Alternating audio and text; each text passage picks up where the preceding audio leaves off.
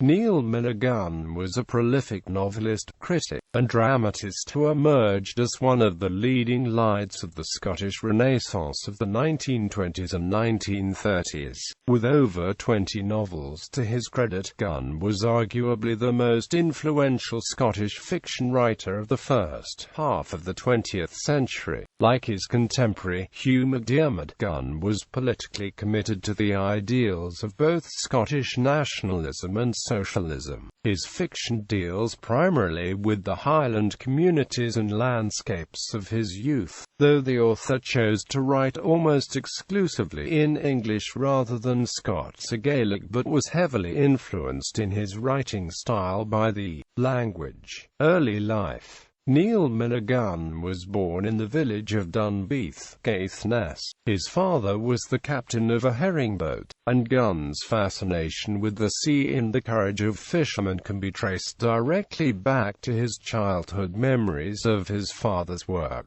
His mother would also provide Gunn with a crucial model for the types of steadfast, earthy, and tradition-bearing women that would populate many of his works. Gunn had 8 siblings, and when his primary schooling was completed in 1904, he moved south to live with one of his sisters and her husband in St. John's town of Dalry, Kirkcudbrightshire. He continued his education there with tutors and sat the civil service exam in 1907.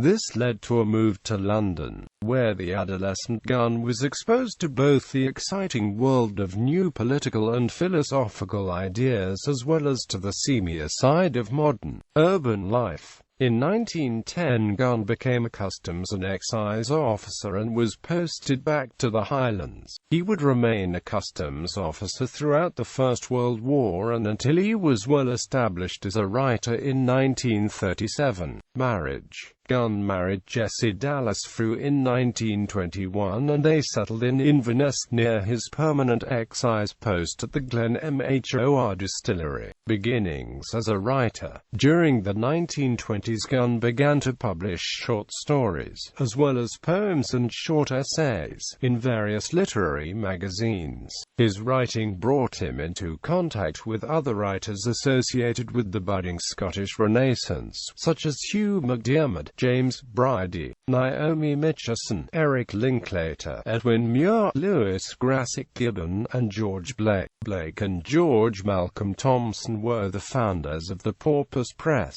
whose mission was to re-establish a national publishing industry for Scotland, and they became Gunn's publisher until their absorption by Faber and Faber in the mid-1930s. The first novels Gunn published were The Grey Coast in 1926 and The Lost Glen in 1928. During this period, Gunn was active in the National Party of Scotland, which formed part of what became the Scottish National Party. The professional writer. Following the publishing success of Highland River, Gunn was able to resign from the Customs and Excise in 1937 and become a full-time writer. He rented a farmhouse near Strathpeffer and embarked on his most productive period as a novelist and essayist. Butcher's Broom and The Silver Darlings are historical novels dealing with the Highland clearances. Young Art and Old Hector and The Green Isle of the Great Deep are both fantasies based on Scottish folklore. Gunn's later works in the 1940s and into the 1950s became concerned with issues of totalitarianism. The Highlands and Master. Gunn's final full-length work was a discursive autobiography entitled The Atem of Delight. This text showed the influence which a reading of Eugen Heracles' Zen in the Art of Archery had upon Gunn. His utilization of these ideas was not so much mystical as providing a view of the individual in their small self-contained community, with a long-established way of life, with actions and responses known and defined.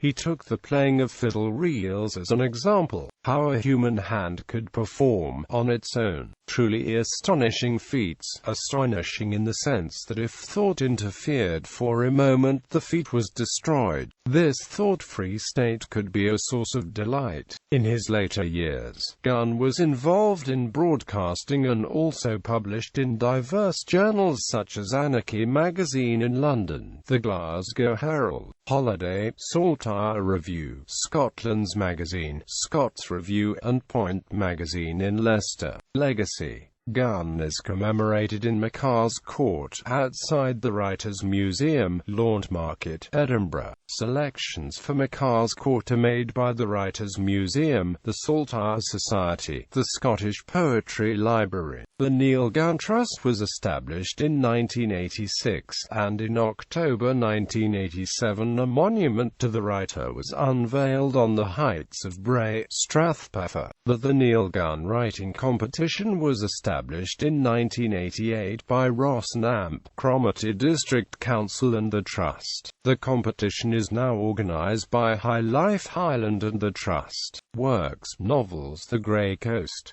The Lost Glen, Morning Tide, The Poaching at Gwynnon, Sun Circle, Butcher's Broom, Highland River, Wild Geese Overhead, Second Sight, The Silver Darlings, Young Art and Old Hector, The Serpent, The Green Isle of the Great Deep, The Key of the Chest, The Drinking Well, The Silver Bough, The Shadow, The Lost Chart, The Well at the World's End, Bloodhound, The Other Landscape, Short Stories Hidden Doors, The White Hour, Essays and Autobiography Whiskey and Scotland, Off in a Boat, Highland Pack, The Atem of Delight. See also C. J. L. Stockoe, A Bibliography of the Works of Neil M. Gunn, Aberdeen, Aberdeen University Press.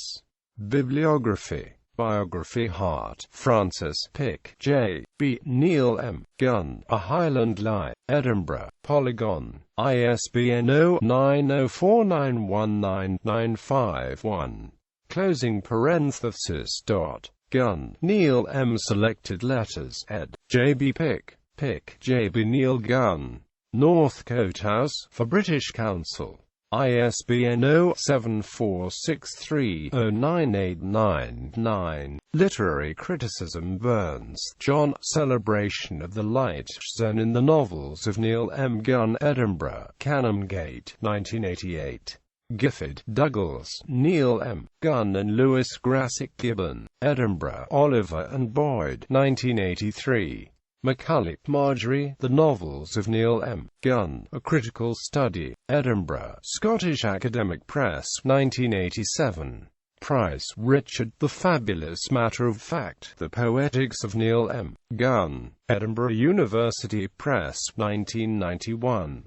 Scott, Alexander and Douglas Gifford, Neil M. Gunn, The Man and the Writer, Edinburgh,